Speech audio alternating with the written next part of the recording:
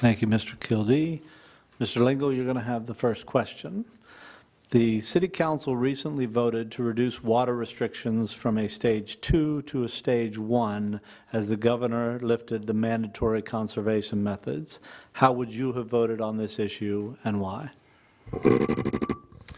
So that is a really tough one, because on the one hand, we want to conserve water as much as possible. On the other hand, the city had made the argument that we were losing about, I believe it was 2 trees a day.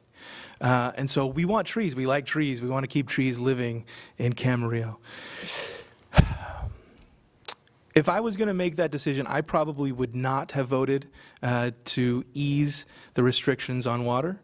The fact is, we're still in a drought, and currently we're building about 2,000 homes in the pipeline. I think we have to assume that the houses being built in Camarillo are going to last as long as this drought until we have a solution for the water issue. Our water security is really uncertain right now, and so we have to do everything we can to address that before we start easing restrictions or moving forward by using more water, both for the city and for the people that live here. Thank you. Mr. Little, would you like me to repeat the question? No, I understand the question. Well, I would vote for it because I did in City Council. And I did because, unlike Mr. Lingo, who worries about the trees but doesn't want to give water to them, we did that primarily to loosen up the use of water we could use for the landscaping of this city. That was one reason. The other was to we have been in a conservation mode for 6 or 7 years, far longer than some cities. And as a result, because we were in a conservation mode, we weren't penalized to drop 25, 30% in water usage in 2015. We were only required to drop 20%.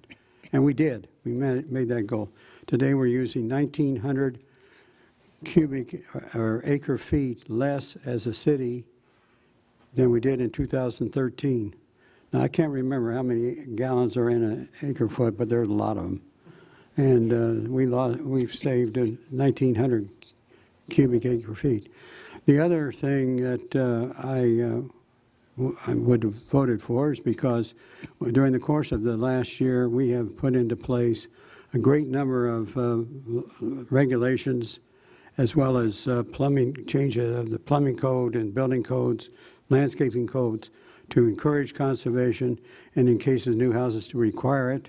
And we've also made sure that development would not take water away from the existing users by requiring that every developer that comes forward must bring water to the table, the same amount of water that his project would use every year, and it's got to be a permanent savings in the city. So I think we've made a lot of changes, and so we could do at 10%. Next year we may have to go back to 20%. I don't know. Let's pray that we get some rain. Thank you. Thank you, Mr. Little. Mr. Lormer. I would have not basically lifted the restrictions. You know, in life, you have to use common sense. Just this week, it was 104. I know it because I was with my mom at a place in Camarillo, and it was extremely hot. We don't know what the future is going to bring, so the idea that all of a sudden you just get off of it, and we know, for example, that it's hard to get people to conserve water as it is. And by the way, you know, we have obviously they have a toilet replacement program. We've asked people to kill their lawns to go completely dry. We've asked people to do several things. They're not supposed to use water when they clean their coaches, different things. But when you look at the drought, it's been ongoing for a number of years. I don't know about you, but I haven't seen any forecast saying there's rain going to be hitting this area or other parts of California. Again, Upper California, if it rains, or different parts, it flows down to this side. But again, you always in life, you want to rule with caution because you already know that we've had problems. And the idea all of a sudden you want to get everybody off the habit. What if it doesn't rain this summer? What if it doesn't rain next summer? And then you're going to go back, and you know what it is once people are used to doing things a certain way, it's kind of hard to turn that ship 180 degrees. So I think we should have ruled on caution. I don't think we should have said just, hey, everybody get off, and we'll just hope there's rain. That's not a way to be prudent. That's not the way to be responsible for setting a policy for the community or businesses. Thank you. Thank you, Mr. Lorimer. Mr. Kildee. Yes, we had a thorough discussion on this at the council, and I did vote yes. And it's simply because I think we have asked a lot of our residents for the last years. As a matter of fact, we kept our tiered system water rates in effect even when we weren't in a drought. And that's one of the reasons why we were only asked to cut back 20% and perhaps not 30 or 35 or 40% on that. We did not ask our residents to completely eliminate watering. What we did ask them to do is to water for 3 days a week in the stage 2. Now we're asking, instead of a 20% cutback, which I'm proud to say our citizens reached, we're asked for a 10% cutback. So we added an extra day of watering here. This is actually the second time that we've had a low-flow toilet rebate program. We've, on our website, if you look, there's drought-tolerant plants that people can do. Many citizens in our city have converted their front yards into more drought-tolerant plants. Camarillo citizens always step up to what's being asked of them, and that's why I'm so proud to represent them on the city council. Yes, we are still in a drought. We're going to have to monitor this. We will continue to monitor this. If we do have to make some adjustments, we will.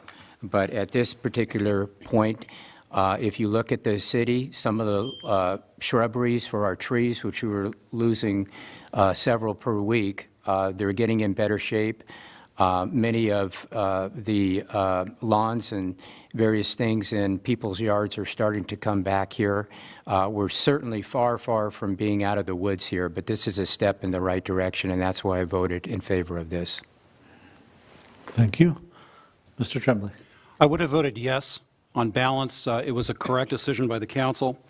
The bottom line here is that when you look at water issues, you have to strike a balance between water supply and demand.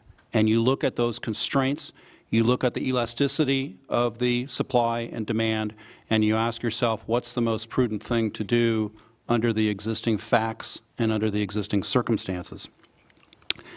But because the council voted yes, doesn't mean that we don't have to continue to pay absolute attention to what's going on.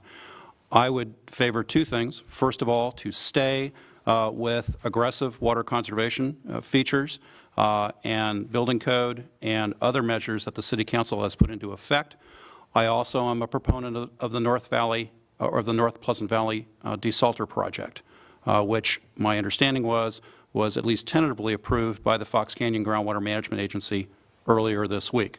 Now, there are issues attendant to that desalter, which, as you all know, would extract shallow groundwater, which has been impacted by total dissolved solids or high chlorides, utilize reverse osmosis, treat that water, and then utilize it to blend with our existing groundwater and state water that we receive. We take about 42% of groundwater in the city, or 42% of the city's supply is through groundwater, and 58% is through state water. Again, we have to go back to balance. People have made sacrifices. As I've walked literally thousands of homes in Camarillo, that's been one of the resonant messages, that we've made sacrifices. And people have utilized that as a bridge to say we also have to pay attention to growth and development. So this is all a matter of balance.